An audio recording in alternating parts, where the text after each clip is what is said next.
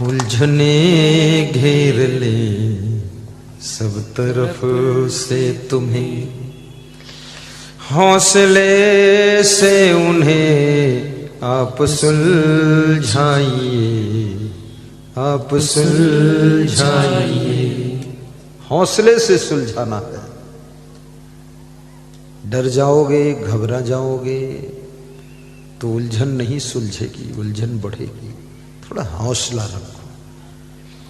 हौसला चाहिए इंसान को। हैरानी में बना हुआ काम बिगड़ जाता है नादानी में, नादानी में। हौसला बुलंद होना चाहिए। बुझ गई शम्मा तो जल सकती है, दीपक मोमबत्ती यदि बुझ गई है फिर से वो जल जाएगी। माचिस निकालिए, जलाइए, जलेगी। बुझ गई शम्मा तो जल सकती है, किश्ती हदे तूफान से पार निकल सकती है। किश्ती नाव को कहते हैं। नाव अगर तूफान में फंस गई है, धैर्य रखो, पार हो जाएगी। किश्ती हदे तूफान से पार निकल सकती है। ध्यान देना। बुझ गई शम्मा तो जल सकती है, किश्ती हदे तूफान से पार निकल सकती है।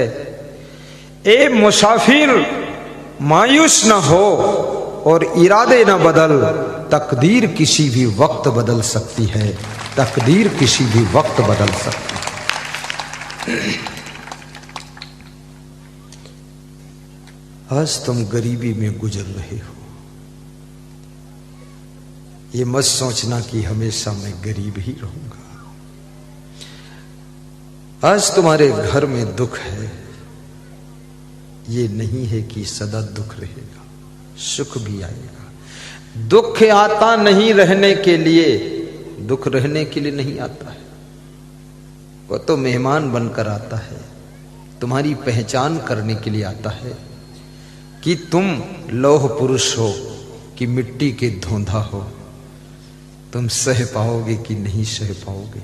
इसलिए दुख तुम्हारी पहचान के लिए आता है कि तुम्हारे में कितनी सामर्थ्य है, कितना सह सकते हो।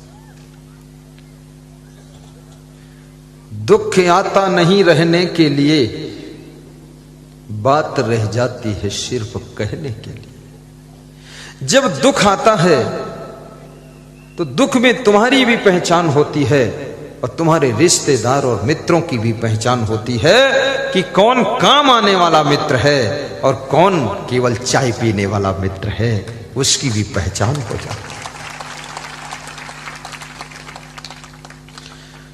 दुख आता नहीं रहने के लिए, बात रह जाती है सिर्फ कहने के लिए।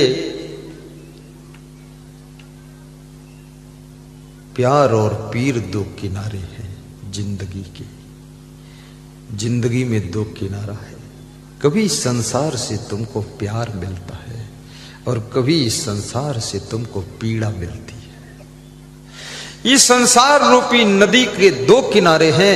एक किनारा है जिसका नाम प्यार है, दूसरा किनारा जिसका नाम पीड़ा है। तो कभी इस दुनिया की नदी में आपको प्यार भी मिलता है और कभी कभी पीड़ा भी मिलती है। दो किनारे।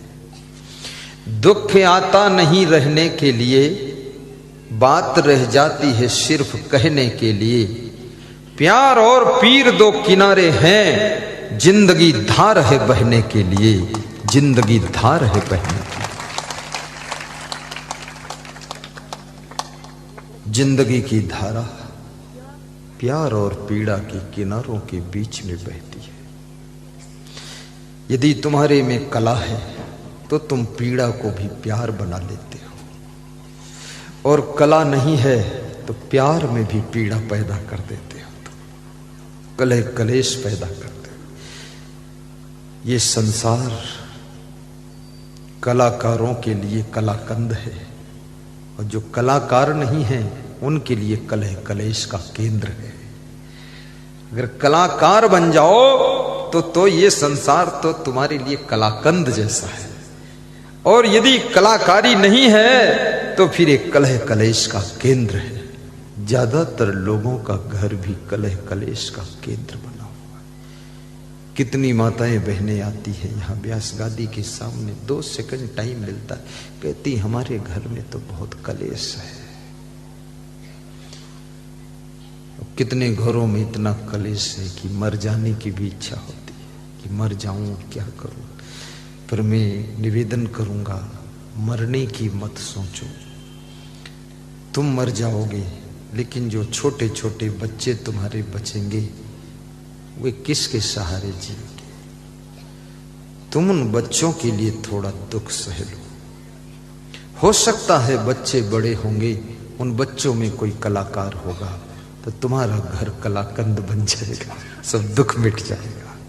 थोड़ा आशा रखो, भरोसा रखो, आत्महत्या मत करो। आत्महत्या को महापाप कहा गया है। सहन शक्ति रखो, ऐसी गलतियां ना करो जिससे तुमको आत्महत्या करना पड़े।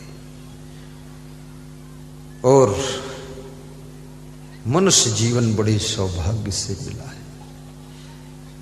ये मरने के लिए नहीं मिला है, ये भवसागर से तरने के लिए मिला है। ये जीवन भवसिंधु से पार होने के लिए।